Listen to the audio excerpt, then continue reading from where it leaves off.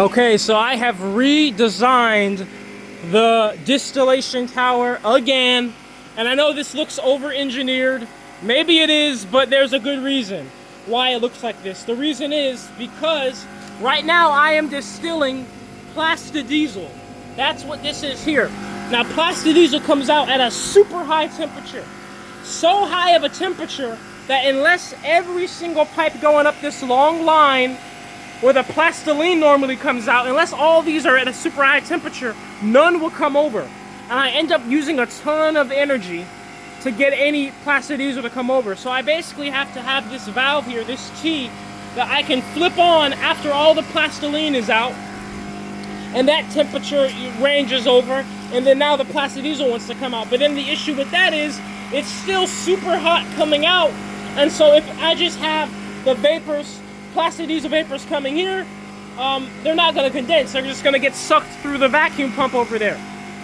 So what I've done is I have actually redid the plumbing so I can have condensers here. These are 3 shotgun condensers, which is enough, should be enough, to condense the vast majority of the plastidisel. And that's what we're seeing is happening now through all these glasses. Boom, plastidisel right there. You can tell it looks different than plastiline.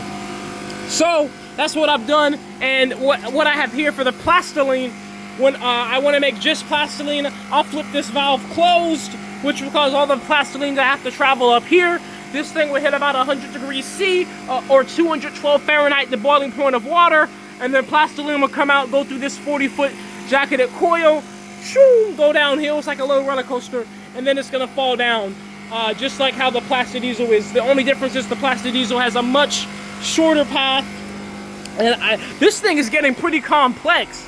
I mean, it looks really cool, but golly, to make a distiller built into the machine, like, because you know, something else I have is I have this this is a 4-way ball valve right here. I can flip this, so when I'm running the machine, the vapors from the machine have to travel all the way up to get over here and come to this. But when I'm distilling plastiline, I can flip it to where the plastiline can actually just come over on this T and skip all of that, because you have to remember, every surface area of pipe I have, in order to do distillation, they all need to reach the same temperature. So the more pipes I have, the more energy I need to input at the bottom here with the flame.